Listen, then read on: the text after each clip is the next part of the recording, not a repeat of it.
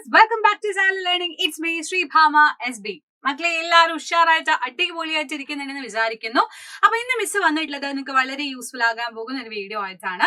നമ്മുടെ ഏറ്റവും അടിപൊളിയായിട്ട് നമ്മൾ പഠിച്ചിരിക്കേണ്ട വളരെ ഇമ്പോർട്ടന്റ് ആയിട്ട് മാർക്ക് സ്കോർ ചെയ്യാൻ പറ്റുന്ന ഒരു ചാപ്റ്റർ ആണ് ആറ്റംസ് ആൻഡ് മോളിക്യൂൾസ് അല്ലെ, ചാപ്റ്റർ 3 ആറ്റംസ് ആൻഡ് മോളിക്യൂൾസ്. അതിൽ ഏറ്റവും ഇമ്പോർട്ടന്റ് ആയിട്ട് നിങ്ങൾ പഠിച്ചിരിക്കേണ്ട ടോപ്പിക് എന്താണെന്ന് പറയാൻ വേണ്ടിയിട്ടാണ് മിസ് വന്നിട്ടുള്ളത്. സോ നമുക്ക് കൂടുതൽ ടൈം വേസ്റ്റ് ചെയ്യേണ്ട, നേരിട്ട് നമ്മുടെ കാര്യത്തിലോട്ട് വരാം. Yes, okay. അപ്പൊ ഈ ഒരു ചാപ്റ്ററിൽ നിങ്ങൾ ബേസിക് ആയിട്ട് അറിഞ്ഞിരിക്കേണ്ട ഒരു കാര്യം തന്നെയാണ് എന്താണ് മോളിക്യൂൾ എന്നുള്ളത് അല്ലെ. പേര് പോലെ തന്നെ ആറ്റംസ് ആൻഡ് മോളിക്യൂൾസ് ആണ്. സോ മോളിക്യൂൾ എന്ന് പറയുന്നത് എന്താ മക്കളെ? Molecule are the smallest particle which can exist independently. നമുക്ക് എല്ലാവർക്കും ഇൻഡിപെൻഡന്റ് ആവണം അല്ലെ. അപ്പൊ നിങ്ങൾ കഷ്ടപ്പെട്ട് പഠിക്കുന്ന എന്തിനാ? പഠിച്ച് അടിപൊളിയായിട്ട് ഒരു ജോലിയൊക്കെ വാങ്ങിച്ച സ്വന്തം കാലിൽ നിന്ന് ഇപ്പൊ ഫാമിലീനൊക്കെ നോക്കാനും കാര്യങ്ങൾക്കൊക്കെ വേണ്ടിയിട്ടാണ് നിങ്ങൾ ഒരുപാട് ഹാർഡ് വർക്ക് ചെയ്ത് പഠിക്കുന്നത്. അപ്പൊ ഇൻഡിപെൻഡന്റ് ആവാന്നുള്ളത് എല്ലാവരുടെയും സ്വപ്നമാണ് അല്ലെ. അപ്പൊ അതുപോലെ നമ്മുടെ മോളിക്യൂളിന് എന്താണ് ആഗ്രഹം എന്നറിയോ? ഇൻഡിപെൻഡന്റ് ആയിട്ട് നിൽക്കണം. ആരെയും ഒന്നിനെ ഡിപ്പെൻഡ് ചെയ്യാണ്ട് സ്വന്തമായിട്ട് ഇൻഡിപെൻഡന്റ് ആയിട്ട് നിൽക്കാൻ ആഗ്രഹിക്കുന്ന ഏറ്റവും ചെറിയ പാർട്ടിക്കിൾസിനെ നമ്മൾ വിളിക്കുന്ന പേരാണ് മോളിക്യൂൾസ്. ഓക്കെ. അപ്പൊ ദ സ്മോളസ്റ്റ് പാർട്ടിക്കിൾ, ഭയങ്കര സ്മോൾ ആയിട്ടുള്ള പാർട്ടിക്കിൾസ് ആണ്. പക്ഷേ അവർ എന്തിനു വേണ്ടിയിട്ട്? ഫോർ ദ ഇൻഡിപെൻഡൻസിന് വേണ്ടിയിട്ട്, എക്സിസ്റ്റ് ചെയ്യാൻ വേണ്ടിയിട്ട് അവർ എന്ത് ചെയ്യുന്നു? കൂട്ടം കൂടി നിൽക്കുന്നു.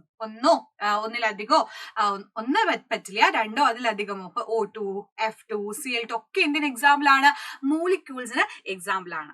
ഇത് നിങ്ങൾക്ക് അറിയുന്ന കാര്യമാണ് അല്ലെ. ഇത് ഏറ്റവും ബേസ് ആയിട്ട് നിങ്ങൾ അറിയുന്ന കാര്യമാണ്. പക്ഷെ മിസ് എന്ന് പറയാൻ പോകുന്നത് അതല്ല, അതിന്റെ ബാക്കി ഫർദർ ആയിട്ടുള്ള കാര്യങ്ങളാണ്. അപ്പൊ അത് നമുക്ക് നോക്കാം. അതിനു മുമ്പ് അതും കൂടെ നമുക്ക് വായിക്കാം. Atoms of some element are seen to exist in a combination of more than 2 atoms അല്ലെ. മിസ് പറഞ്ഞതുപോലെ രണ്ടോ അതിലധികമോ ആറ്റംസ് കൂടി ചേർന്നിട്ടാണ് മോളിക്യൂൾസ് ഫോം ചെയ്യുന്നത്. ഇപ്പൊ സൾഫർ നോക്കടാ, സൾഫറിന്റെ സ്ട്രക്ചർ നോക്കൂ. അതേപോലെ ഫോസ്ഫറസിന് നോക്കൂ, P4ന്റെ സ്ട്രക്ചർ നോക്കൂ. S8 ആണ് സൾഫർ, P4 ആണ് ഫോസ്ഫറസിന്റെ വരുന്നത്. അപ്പൊ ഇവരൊക്കെ എന്തിനാ കൂട്ടം കൂടി നിൽക്കുന്നത്? 2, 4, 6 പേരൊക്കെ ആയിട്ട് കൂട്ടം കൂടി നിൽക്കാനുള്ള റീസൺ എന്താണെന്ന് ചോദിച്ചാൽ നമുക്ക് ഈസി ആയിട്ട് പറയാൻ വേണ്ടി പറ്റും. ബിക്കോസ് ഫോർ ദ ഇൻഡിപെൻഡൻസ് അല്ലെ. അപ്പൊ മോളിക്യൂൾസ് എന്തിനാണ് നിൽക്കുന്നത് നിങ്ങൾക്ക് മനസ്സിലായി. അപ്പൊ നമുക്ക് ഇതിൽ ഏറ്റവും പഠിക്കേണ്ട ഒരു കാര്യമാണ് എന്താണ് ആറ്റോമിസിറ്റി എന്ന്. അപ്പൊ ഇതറിഞ്ഞാലേ നിങ്ങൾക്ക് അറ്റോമിസിറ്റിയിലോട്ട് വരാൻ പറ്റും. അതിനാണ് മിസ് ബേസ് പറഞ്ഞത്. എന്താ മക്കളെ അറ്റോമിസിറ്റി എന്ന് പറഞ്ഞു കഴിഞ്ഞാൽ? നമുക്ക് നോക്കാം അല്ലെ. Atomicity is the number of atoms present in one molecule of the element. ഒരു എലമെന്റിന്റെ ഒരു മോളിക്യൂൾ നമ്മൾ കൺസിഡർ ചെയ്യുകയാണെങ്കിൽ അതിൽ എത്ര ആറ്റം ഉണ്ട് എന്ന് നോക്കുന്നതാണ് അതിന്റെ അറ്റോമിസിറ്റി, നമ്പർ ഓഫ് ആറ്റംസ്. ഒരു 4 മിസ് പറയുകയാണെങ്കിൽ ഒരു കടയിൽ പോയിട്ട് ഒരു പെണ്ണ് വാങ്ങിച്ചു, ഒരു കൂട്ടം പെണ്ണ് വാങ്ങിച്ചു, അതിൽ 5 പെണ്ണാണ് ഉള്ളത് എന്നുണ്ടെങ്കിൽ വേണമെങ്കിൽ നമുക്ക് അറ്റോമിസിറ്റിയുടെ എക്സാമ്പിളേ മിസ് പറയുന്നുള്ളൂ. അങ്ങനെയല്ല കണക്കാക്കുന്നത്, ജസ്റ്റ് അറിയാൻ വേണ്ടിയിട്ടാണ്. അത് 5 എണ്ണം ഉണ്ടെങ്കിൽ നമുക്ക് എന്ത് പറയാം? 5 പെണ്ണാണുള്ളത്. അപ്പൊ അറ്റോമിസിറ്റി വേണമെങ്കിൽ നമുക്ക് അതുപോലെ കൺസിഡർ ചെയ്തിട്ട് പറയാം. ഒരു എക്സാമ്പിൾ പറയുകയാണെങ്കിൽ H2 എന്ന് പറയുന്ന ഒരാളെ മിസ് എടുത്തു. H2 എന്ന് പറയുന്ന മോളിക്യൂൾ എടുത്തിട്ടുണ്ടെങ്കിൽ അതിൽ എത്ര ആറ്റം ഉണ്ടടാ? ഒരെച്ചും കൂടെ കൂടി 2 എച്ചുകൾ പരസ്പരം കൂടി ചേരുമ്പോഴാണ് ഉണ്ടാകുന്നത്. അതാണ് H2 എന്ന് പറയുന്നത്. അപ്പൊ അതിൽ 2 ആറ്റം ആണുള്ളത്. സോ അറ്റോമിസിറ്റി എത്രയാ? 2 ആണ്. സിമ്പിൾ അല്ലേ? അടുത്തത് പിടിച്ചോ, S8 എടുക്കാം നമുക്ക്. സൾഫർ 8 എണ്ണം ഉള്ള ഒരു മോളിക്യൂൾ ആണ്. അപ്പൊ S8 എന്ന് പറയുമ്പോൾ എന്താ മക്കളെ?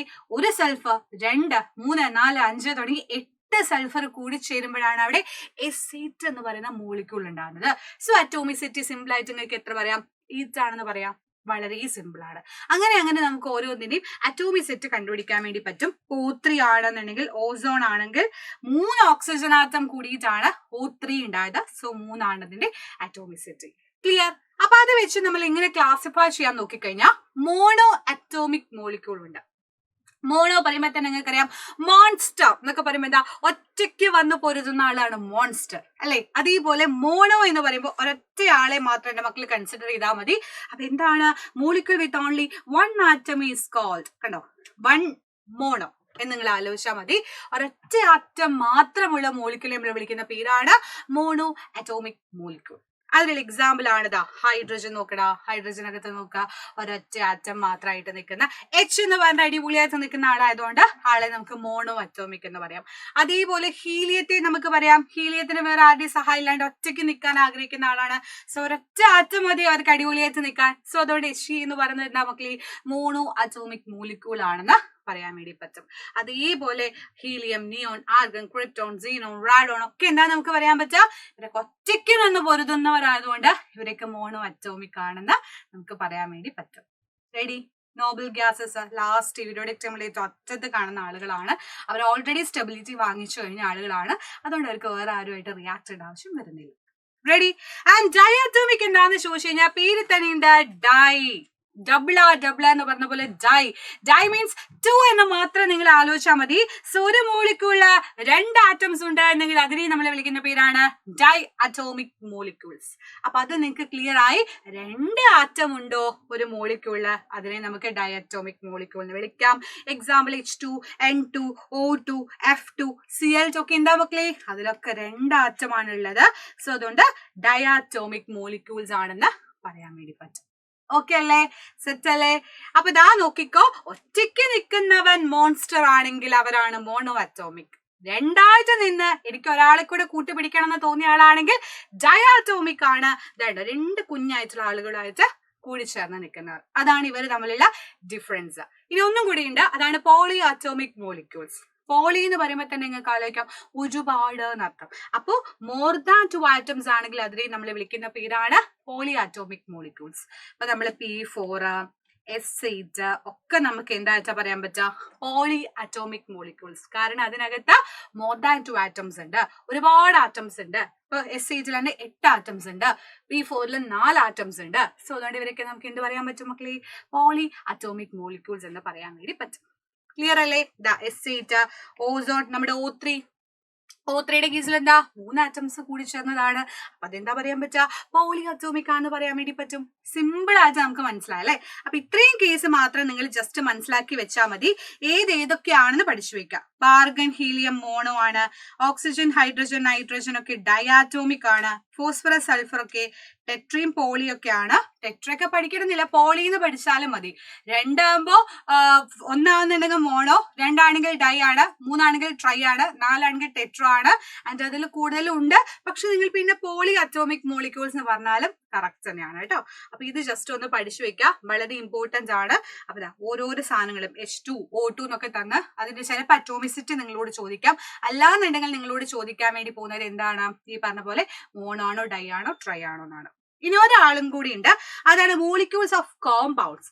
Molecule of compound consist of atoms of 2 or more different elements ആണെങ്കിൽ അതിനെ നമ്മൾ മോളിക്യൂൾ ഓഫ് കോമ്പൗണ്ട്സ് എന്ന് പറയും. ഈ പോയിന്റും കൂടെ മറന്നു വരുത് കേട്ടോ. അപ്പൊ നമ്മുടെ എക്സാമ്പിൾ നമ്മുടെ വാട്ടർ കൺസിഡർ ചെയ്യൂ. അതിനകത്ത് എന്തൊക്കെ ഉണ്ടടാ, 2 ഹൈഡ്രജനും 1 ഓക്സിജനും. കാർബൺ ഡൈ ഓക്സൈഡ് കൺസിഡർ ചെയ്യൂ, 1 കാർബണും 2 ഓക്സിജനും. അപ്പൊ ഡിഫറെന്റ് ആയിട്ടുള്ള ആളുകളാണ് കമ്പൈൻ ചെയ്യുന്നതെങ്കിൽ ഒരു മിക്സർ ആണെന്ന് ആലോചിക്കാം. അപ്പൊ മിക്സറിനകത്ത് നമുക്ക് പൊട്ടുകടലയും കടലയും കറിവേപ്പിലയും എല്ലാം കാണാൻ പറ്റില്ലേ? അപ്പൊ അതുപോലെ നമ്മുടെ കോമ്പൗണ്ടിൽ ഡിഫറെന്റ് ആയിട്ടുള്ള ആളുകളാ കൂടി ചേർന്നതെങ്കിൽ ആകെ മൊത്തം ഒരു അവിയൽ പരിവാണെങ്കിൽ അതിനെ നമുക്ക് എന്ത് പറയാൻ പറ്റും, മോളിക്യൂൾ ഓഫ് കോമ്പൗണ്ട്സ് എന്ന് പറയാൻ വേണ്ടി പറ്റും. ഇതൊക്കെ എക്സാമ്പിൾ ആണ് പറയുന്നത്, അതൊന്നും പോയിട്ട് എക്സാമിന് എഴുതരുത്. ഇതാ നോക്കിക്കോ, നമ്മുടെ H2O, CO2, NH3 ഏത് വേണേലും നിങ്ങൾക്ക് എഴുതാം. അതൊക്കെ മോളിക്യൂൾ ഓഫ് കോമ്പൗണ്ട്സ് ആണ് എന്ന് പറയാൻ വേണ്ടി പറ്റും. കാരണം വാട്ടറിനകത്ത് ഹൈഡ്രജൻ ഓക്സിജനും 1:8 എന്ന റേഷ്യോയിലാണ് ഉള്ളത്. അമോണിയ ഉണ്ടടാ, അമോണിയ എന്താ മക്കളെ, NH3 അല്ലെ. Nitrogen, hydrogen 14:3. Carbon dioxide ആണെങ്കിൽ കാർബൺ ഓക്സിജനും 3:8. കണ്ടോ, ഇങ്ങനെയാണ് അതിന്റെ കാര്യങ്ങൾ വരുന്നത്. അപ്പൊ വളരെ സിമ്പിൾ ആയിട്ടുള്ള കാര്യമല്ലേ, വളരെ സിമ്പിൾ ആയിട്ടുള്ള കാര്യമായിരുന്നു. മോണോ, ഡൈ, ട്രൈ എന്ന് പറയുന്ന കാര്യങ്ങൾ നമ്മൾ പഠിച്ചു. അതുപോലെ പോളി അറ്റോമിക് മോളിക്യൂൾസിനെ പറ്റി പഠിച്ചു. ഇത് ഏറ്റവും ബേസ് ആയിട്ട് അറിഞ്ഞിരിക്കേണ്ടതാണ്. ഇത് നന്നായിട്ട് പഠിച്ചിരിക്കണം. അപ്പൊ അടിപൊളിയായിട്ട് പഠിക്കുക, സെറ്റ് ആയിട്ട് പഠിക്കുക. ബാക്കി കാര്യങ്ങൾ നെക്സ്റ്റ് വീഡിയോ ഡിസ്കസ് ചെയ്യാം. സോ അതുവരേക്കും ബൈ ബൈ, സീ യു മക്കളെ, ബൈ.